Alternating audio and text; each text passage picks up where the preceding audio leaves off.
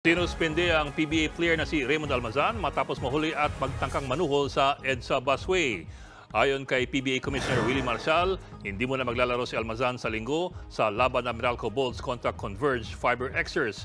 Bukod sa suspension, kailangan ding mag-community service si Almazan. Nitong Lunes nang mahuli ang kanyang sasakyan na dumaan sa EDSA busway. Na-videoan pa siyang nag-aabot ng pera sa isang tauhan ng Special Action and Intelligence Committee for Transportation. Alam niya, mali siya. Siya, nagmamadali lang siya kasi merong event ng anak niya. Pag-usap siya sa pag hindi siya MMDA sa Department of Transport sa Monday. Talaga siya ng abot sorry.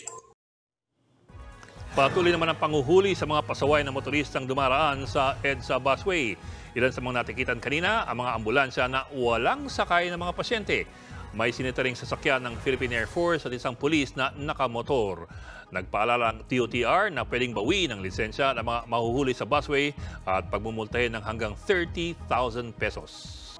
Mga kapatid, Ed Lingaw po, maging maalam at may pakialam sa mga napapanahong balita sa ating bansa.